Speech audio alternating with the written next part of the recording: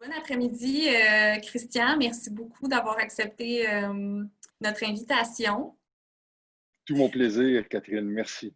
Merci. Donc, Christian Cazat, qui est le président directeur général de l'Association des concessionnaires de loisirs du Québec. Donc, vous comptez là, en date d'aujourd'hui plus de 200 membres, puis ça va en montant. Donc, c'était important pour nous là, de vous parler parce que vous représentez une bonne partie de notre industrie. Donc, bon, on va parler un petit peu là, aujourd'hui de la COVID. Qu'est-ce que ça a eu comme impact, premièrement, sur votre, sur votre organisation? En fait, quel impact ça a eu sur vos membres? Toute cette pandémie-là? Allons-y, Catherine. Je vais tenter de répondre dans le meilleur de mes connaissances, bien que les concessionnaires sont ceux là, qui sont au jour le jour là, en gestion là, avec les employés sur le terrain, en concession. Par ailleurs, via notre cellule de gestion de crise et notre firme RH, on apprend beaucoup à s'intégrer là, dans les cas qui sont parfois plus lourds à gérer, Mm-hmm. mais aussi très challengeants dans le contexte de la COVID-19. Oui, oui, effectivement. Donc, c'est ça. Si tu veux me parler un petit peu de qu'est-ce que la COVID a eu comme impact sur les membres de votre organisation, puis comment s'est passée la transition là, avant COVID et présentement? Du côté de la CVLQ, on représente, tu mentionnais tout à l'heure, 200 membres, un peu plus, c'est 226 qui, Oui. au total, ont plus de 90 des ventes de véhicules neufs aux quatre coins de la province de Québec.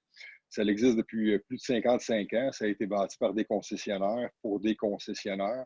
Et la raison, la mission même de la CVLQ, c'est de représenter et défendre les intérêts des concessionnaires de motocyclettes, VTT, motoneige, embarcations de plaisance, mais aussi d'habitations motorisées. De plus en plus, là, nos membres ont greffé ce type d'activité-là.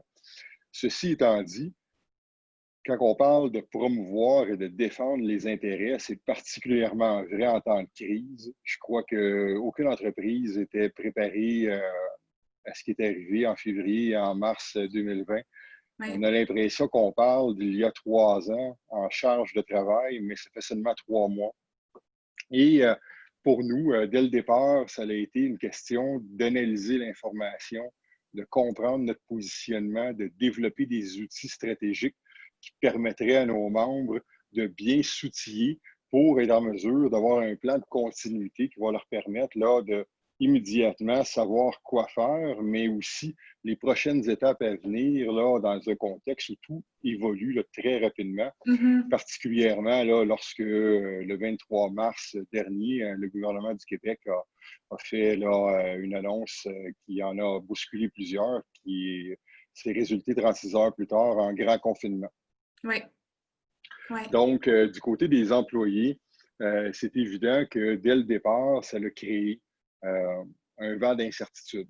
Et en Mm-hmm. tant que gestionnaire, propriétaire de concession, gestionnaire RH, il y a toujours un besoin primaire de rassurer les troupes dans le but qu'ils connaissent exactement ce qui s'en vient pour eux et de quelle façon est-ce qu'ils vont être accompagnés par leur employeur. Les ressources humaines, c'est une des deux clés à l'intérieur d'une crise comme celle qu'on est en train de traverser. La deuxième étant les flux de trésorerie. Un et l'autre vont ensemble, sont Mm-hmm. indissociables. On se doit de garder la main-d'œuvre qualifiée. Ouais. Il y a des coûts qui sont très importants à la formation de cette main-d'œuvre-là. Il y a aussi des coûts qui sont très importants là, à la perte d'un employé qualifié, ce qui, pour certains concessionnaires, peut résulter en une incapacité de procéder à la réparation des véhicules de ses clients. Et au Québec, c'est tout de même 1,2 million de véhicules de loisirs là, qui sont en circulation, soit sur le plan d'eau, soit sur les routes ou les sentiers. Donc, c'est prioritaire là, de bien les sécuriser, de bien leur démontrer qu'il y a des outils qui sont développés, soit par le concessionnaire, soit via notre association. On parle ici d'autorisation de déplacement des employés interrégions.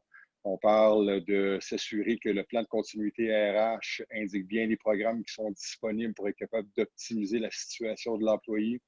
ce soit du côté gouvernemental ou du côté de l'employeur, même directement. Les prêts aux employés qui sont définitivement là, des avenues là, qu'on a mis de l'avant là, chez nos membres.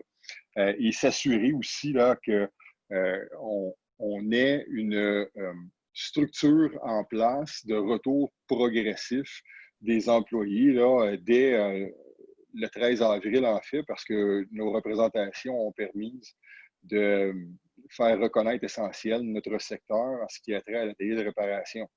Donc, on voulait s'assurer à ce moment-là que les employés qui vivaient un grand moment d'insécurité à la maison, de par toutes les nouvelles qui étaient véhiculées, connaissent le sérieux de la réouverture progressive des concessions, les plans de continuité qui ont été mis de l'avant, les plans sanitaires, les mesures appliquées en concession approuvées par l'Institut national de santé publique du Québec, par la Direction de la santé publique, s'assurer que nous, on communique avec les différents intervenants, mais que aussi ça ne reste pas en haut, que l'information en découle et que l'information soit bien implantée en mesures concrètes pour les employés.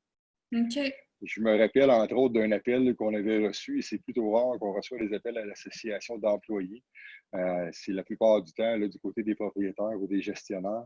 Et c'était la conjointe d'un employé qui était hypocondriaque. Et dans la semaine du 15 avril, lorsque les concessions ont été réouvertes, elle me disait, Monsieur Cazin, je ne comprends pas comment les concessions peuvent être réouvertes. Il y a une pandémie présentement. Moi, j'ai un milieu de travail là, de service de garde. Je ne peux même pas l'ouvrir au moment où on se parle. J'ai mon père que je m'occupe à la maison et c'est une personne âgée qui est à risque de la COVID-19 là, en cas là, de la contracter. Et là, mon mari va aller travailler dans l'atelier de réparation, va revenir à la maison, même s'il y a eu des mesures de mise de l'avant, en quoi est-ce que ça va sécuriser là, notre situation familiale? Et c'est une question qui était tout à fait valable.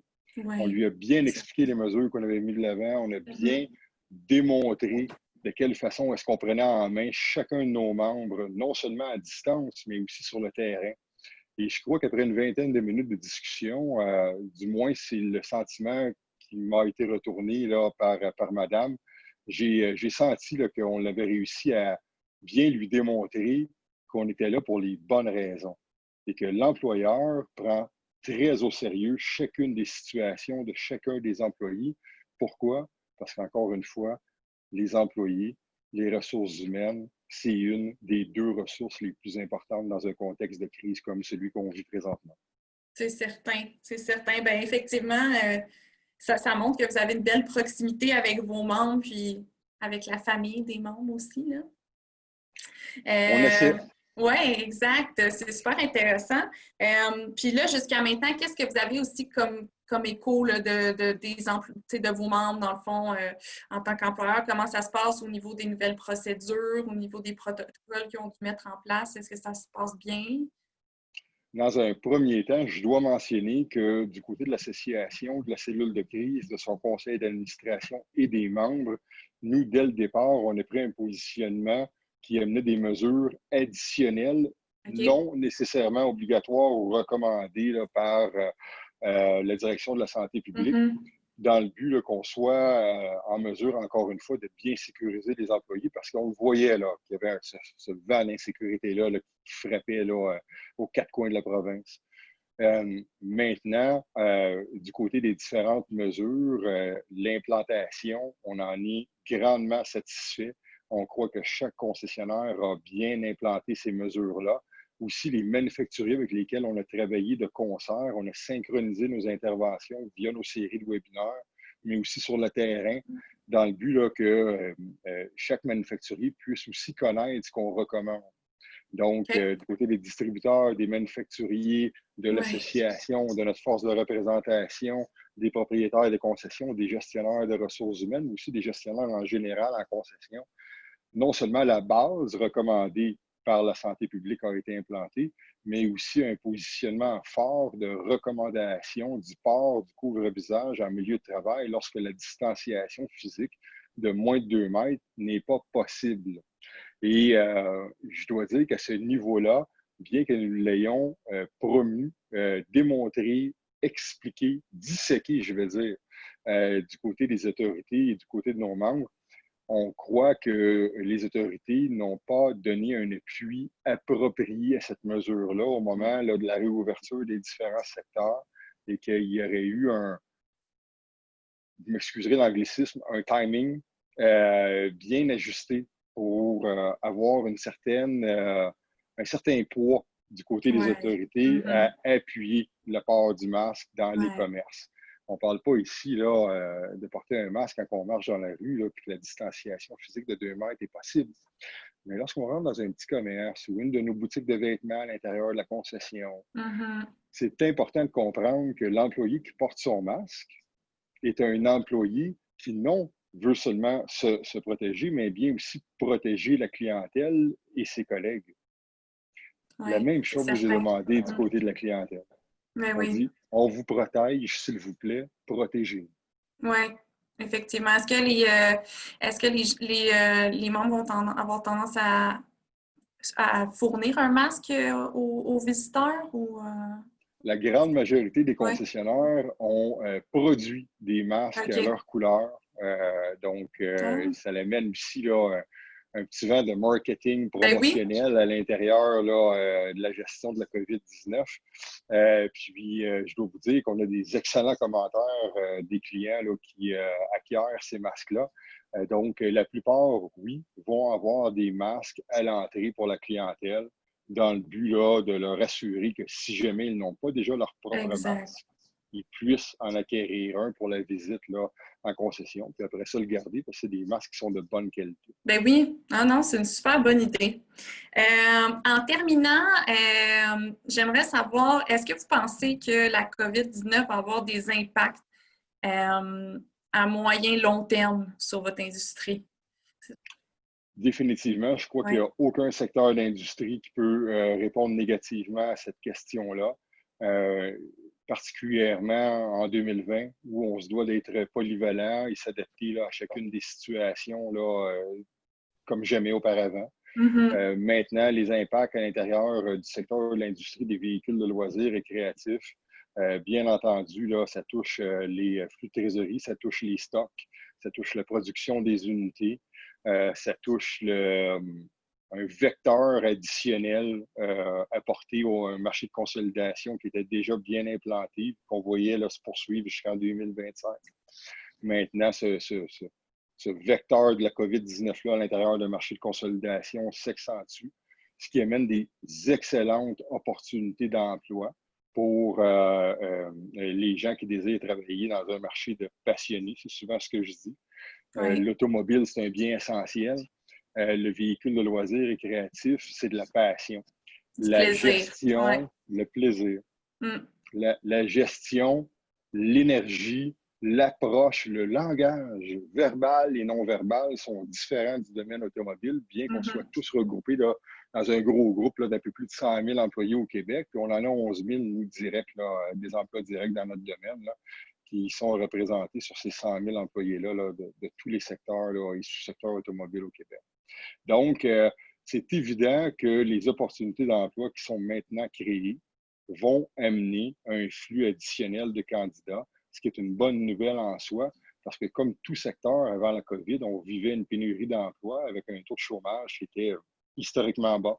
Maintenant, comme vous l'avez mentionné en pré-entrevue, on voit qu'il y a des gens qui proviennent de d'autres secteurs d'industrie vers notre secteur qui, auparavant, n'aurait pas effectué cette transition-là. Donc, quand ils voient, entre autres, qu'on a des salaires qui sont très intéressants, des conditions de travail intéressantes, des assurances collectives, un encadrement RH, une prise en charge des différents dossiers, je crois qu'on vient de se démarquer là, par rapport à d'autres secteurs, puis espérons qu'on soit en mesure de bien garder ces acquis-là dans le temps. Définitivement. Puis vous êtes un peu partout au Québec, fait que vous avez une belle proximité avec les gens, là. Entre autres. On est dans 17 régions administratives, dont dans le Grand Nord. On a un de nos membres là, qui est installé là, dans le Grand Nord pour la vente d'unités motoneige et quad aux différentes là, populations qui y résident. Super, parfait. Ben, merci beaucoup d'avoir pris le temps de nous parler. C'était très intéressant. Merci de nous avoir donné un coup d'œil là, de ce qui s'est passé dans votre industrie, puis on vous souhaite bonne continuité dans tout ça. Merci, Catherine. C'est un grand plaisir. On se reparle bientôt. Bonne journée. Oui, merci. Au revoir.